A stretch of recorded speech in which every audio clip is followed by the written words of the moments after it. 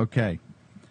After I'm given that big, oh, it's over, we're getting out of the Middle East, no more. Because CENTCOM, these centrifugal, the three most powerful institutions in this city, and I'm even including Justice and Supreme Court because they're very powerful, but they're not quite at the top. The three most powerful are the CIA, the Federal Reserve, and CENTCOM.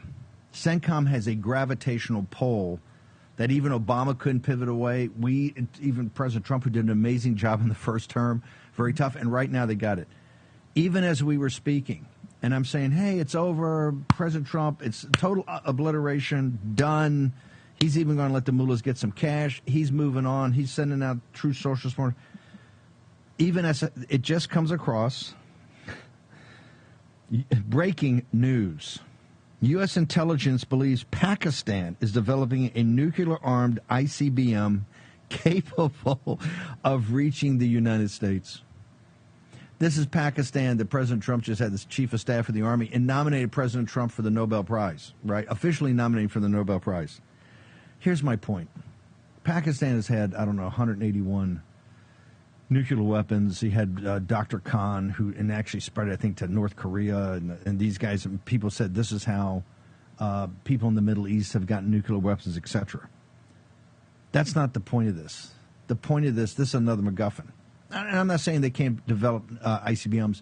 Why does it come, why is it released on the very day Trump said, hey, the war is over and we're not going to fight a war in Iran. We're done.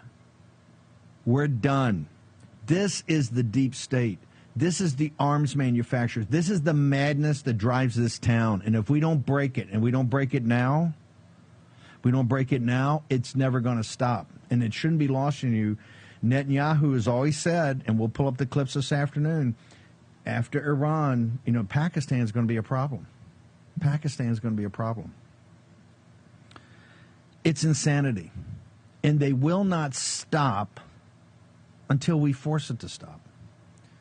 And forcing it to stop is we have to have in complete and total clarity about what is in the vital national security interests of the United States. Of course, there's many things that may touch the national security of the United States, but the vital national security interests of the United States, like the southern border and repelling this invasion.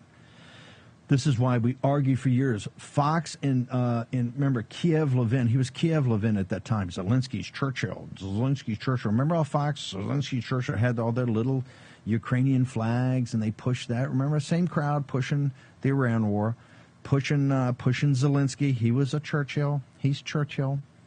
I couldn't think of a guy farther from Churchill than Zelensky, okay?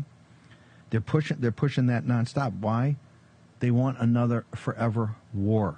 They want another forever war. They're dead wrong on that, and we kept saying the eastern Russian-speaking border of two Slavic entities is not about the vital national security interests of the United States. The southern border of the United States, which now has millions of illegal alien invaders coming through, that's the vital national security interest. But then they all promoted Langford. Oh, well, we got to have like a bill. It's going to take 20 years to do it, and you get 2 million illegal aliens a year before anything kicks in. That's neoliberal neocon, okay? And what has President Trump done? The hemispheric defense from Greenland to the Panama Canal, in the Central Pacific, in the three-island chain, okay, from the Arctic to the Panama Canal, and including the Monroe Doctrine, because Latin America or South America falls in there with our allies Argentina and our soon-to-be ally again once Lula's turfed out of Brazil, of which we'll get him turfed out of Brazil eventually.